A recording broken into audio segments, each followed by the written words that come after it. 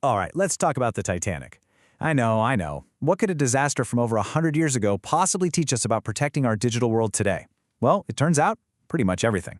It's a story you think you know, but the real reason the unsinkable ship went down, well, that holds a surprisingly urgent lesson for all of us right now. So, let me ask you, what really sank the Titanic? And yeah, the obvious answer is an iceberg, duh. But that's not the whole story. Not even close. The real cause is way more subtle. And believe it or not, it's the key to understanding a massive challenge we're all facing today. Okay, so this brings us to the ship's actual fatal flaw. And to really get it, we've got to bust a myth that's been around for like a century. It's the only way to see the real principle at play here.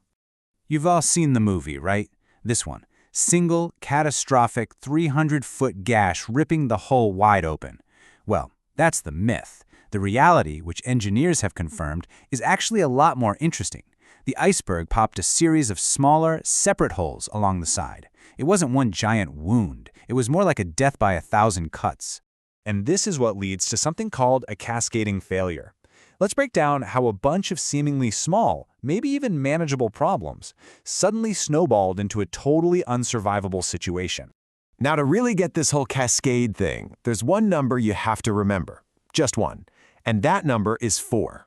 See, the Titanic was an engineering marvel for its time. It was designed to stay afloat even if its first 4 watertight compartments were completely flooded. 4 was the magic number. That was its built-in safety buffer. But the iceberg didn't exactly play by the rules. And here's where you see that chain reaction in action. The iceberg didn't breach 4 compartments. It breached 6. The second that design threshold was crossed, it was basically game over. Water poured into those first compartments, right? But here's the kicker. The internal walls, the bulkheads, they didn't go all the way up to the top deck. So the water just cascaded over the top of one wall and into the next compartment. And then the next, and the next. Seriously, picture an ice cube tray that you're overfilling. That's exactly what happened. The very system designed to save the ship is what doomed it. So, okay, 100-year-old engineering failure. What in the world does this have to do with our digital lives today? The answer is everything. This is where we start talking about the modern digital iceberg. Because while the threats have totally changed, the principles of how things fail, they are exactly the same. And this quote just nails it. This is the core connection between that ship and our networks today. You see, just like the Titanic, our modern digital systems are almost never taken down by one single massive hack. No, they fail when a bunch of smaller breaches are allowed to spread, to move sideways. There's a name for this, and it's a super important concept, lateral movement. I mean, it's the perfect digital equivalent of that water spilling over the Titanic's bulkheads. Think about it. An attacker gets into one compartment, let's say an employee's email account, and from there, they don't just stay put. They start moving sideways through the network, hopping from one system to the next, until, bam, they find the crown jewels, the really valuable data. Okay, so if that's the problem, what's the solution, right? Well, there's a modern security philosophy called zero trust. And really, when you get down to it, it's all about learning the hard lesson from the Titanic and finally building a much more resilient ship.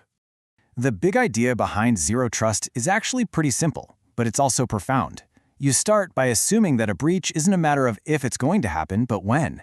So instead of trying to build this totally impenetrable hull, you design your system so it can take a hit, or even a few hits, and still stay afloat because it's built to contain the damage. And it basically works on 3 core ideas. First up, network segmentation. These are literally your digital watertight compartments, just like on the ship. Second, something called the principle of least privilege. This is just a fancy way of saying everyone and everything only gets access to the absolute bare minimum they need to do their job. It's like giving a crew member a key to just one room, not the master key to the whole ship. And third, continuous verification. This means you don't just check a password once at the main entrance. Nope, you are constantly checking IDs at every single internal doorway, making sure people are who they say they are, over and over again. All right, let's bring this all home. The real takeaway from that terrible night back in 1912 isn't really about icebergs at all. It's about this fundamental principle of resilience, a principle that, honestly, we're only just now starting to apply to our most critical modern systems. And this just gets right to the heart of it all. You can't always avoid the iceberg. It's just not possible. So the smartest strategy isn't to build a ship you think is unsinkable. It's to build one that's designed from the ground up to survive an impact. It's not about preventing the hit in the first place. It's all about limiting the blast radius for when it inevitably happens. Look, perfection is impossible. The goal can't be to build some perfect, impenetrable wall that can never, ever be cracked. That's a fool's errand. The real goal is to build a system of smart, interconnected compartments, so that when one of those walls inevitably fails, the damage is contained, and the whole ship doesn't go down with it. So that leaves us with one last question for you to think about. And this applies to everything, whether it's a huge company's network, a project you're working on, or even just your own personal security. Ask yourself, is your system built on the fragile hope that you can avoid that one single iceberg? Or is it engineered with the wisdom to survive the flood when it comes?